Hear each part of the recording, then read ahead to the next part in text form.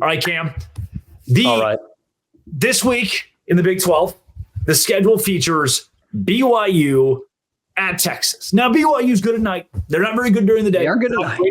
Great on the road. They have Keaton Slovis, who's sometimes good, sometimes not. But they just got done whipping Texas Tech. And I know you have some leanings on this game.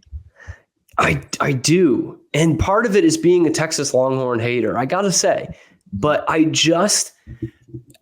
seen this script so many times the last 14 years from the Texas Longhorns. Might I add, I just want to throw this caveat in here. There are some people right now, BYU fans too, that are screaming, crying, throwing up all over their keyboards because they don't think this is a remote possibility. They don't want to get their hopes up. Let me say this. Every time we think BYU is going to win, a la BYU at TCU, they find a way to lose. Every time we think BYU's we have picked that a few times. A la at Arkansas, where everybody had the Hogs picked, they find a way to win. So everybody has BYU getting killed by Texas. This is the week BYU shocks the world. Honestly, that is a huge reason why I'm picking that. Yeah. Because early in the week, my first thing was like, no, BYU doesn't win this game. I've been burned by them too many times before. And then I look into it a little bit more. Again, the Quinn Ewers thing, I just can't stress it enough. I've loved the way he's played this year. He's not, he's never going to be a guy who's chucking it 40 yards down the field, but he's been so efficient and effective this season. And not having him is a big loss for Texas, obviously, right? But BYU, whenever I pick them to suck in a game, Keaton Slovis turns into J.J. McCarthy, and he's one of the best quarterbacks in the conference. Should say J.J. McCarthy does know the defensive play calls. That's true. That's how good Keaton Slovis looks. It looks like he knows the calls. And he might. Who knows? But he can come up with a game kind of the way Spencer Sanders could. Spencer Sanders was a more talented quarterback, but you remember, he was so turnover happy. It's a stretch. He was a talented quarterback. At times, he's the backup. Yes, that's what I'm saying. There were times where he would flash, and you were like, "Why isn't this guy the conference player of the year? Why isn't he, going to the playoff?" And he would do it in flashes of like 6 quarters, a game and a half, and then he'd go back to throwing 3 picks and a half. And I think Keaton Slovis has a little bit of that in him, where he's like half the time you're like, how is this guy our quarterback at BYU? We're better than this. This is the school that's had Jim McMahon and Ty Detmer and Steve Young. And then suddenly he looks like Ty Detmer or Steve Young for like 6 quarters. And I think he's got that in him. And I think he's going to do it this weekend because it's a game that I didn't think BYU was going to win. And so now I'm like, they burn me every time that I think they're going to win. They burn me every time I think they're going to lose. So now I'm letting it play into their hands. Do you remember the original BYU Texas matchups? And I remember them very well, actually. 2014. I want to take you back to 2011 and 2013. I believe the first one they fell down 16-0. And Garrett Gilbert was pulled for the combination of David Ash and Case McCoy for the first time. And Texas won 17-16 and then went to Provo in 2013 and got absolutely steamrolled. Was it 41-7? What? I'm going to correct you here.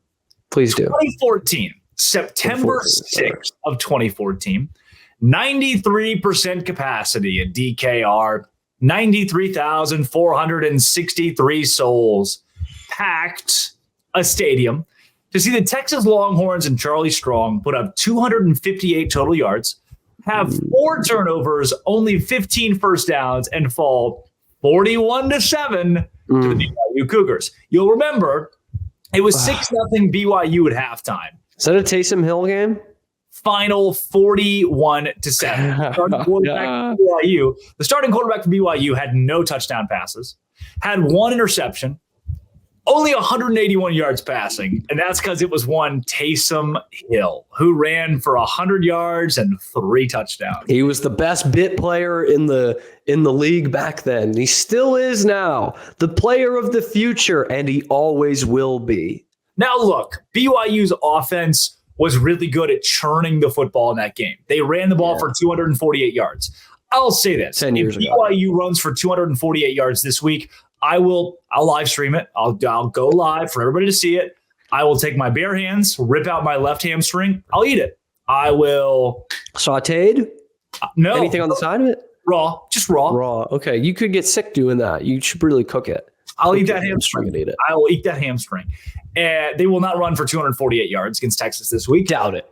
Though, and the script will be much different than this game. But what I realized about that game, watching the highlights back in 2014, BYU is so opportunistic, and it's the same thing they do now. They are. I was just going to say, I think that's what's going to happen Saturday. You're going to get some short fields against a backup quarterback. It's going to be one of those games where you're like, how the hell is BYU winning this game? They're getting outgained by 150 yards and they're up 10 points. Like, how is this even happening? They'll have like 3 first downs at halftime and it's 17-7. I think that's what's going to happen. I think there's going to be some mistakes, and they're going to capitalize on it. Game similar to the Texas Tech game, where you think if it's not for a couple of red zone turnovers or a couple of turnovers, this game would be ugly in the opposite direction. But BYU it's just been the script for the Cougars this season, and they're 25-year-olds. They're mature, man. There's been some Mormon magic, I got to say. They're mature. There really has been. I'm looking around the Big 12, though, and I see some other upsets here. I know you like Baylor this week against Iowa State. Let's tap into that. This is Locked On Big 12, part of the Locked On Podcast Network, your team every day. Today's show is brought to you by Bird Dogs. I am not wearing any underwear. Nope, none. I am free balling right now because Bird Dogs has quasi built-in underwear. How neat is that? So I put them on, I swoop, and then I just feel naked right now, which, seems kind of personal, but that's the point of Bird Dogs to an extent. These are, they look like Lululemon, but they're better than Lululemon. My mom looked at them. She said, "Oh, you got new Lulu shorts." I do not. I have Bird Dogs, and they're so much better because they have this it's not netting. It's just like a cloud. It's called Cloud Wick fabric that makes you feel like you're not wearing pants. I would show you, but it'd just be like a total crotch shot. Go to birddogs.com/LockedOnCollege. Enter promo code LockedOnCollege at checkout for a free Bird Dogs water bottle with your order. birddogs.com/LockedOnCollege for a free water bottle at checkout. You don't want to take your Bird Dogs off. It feels like you're not even wearing them. We promise you won't want to take them off. birddogs.com/LockedOnCollege for that free water bottle. It's Bird Dogs, and you got to have them right now.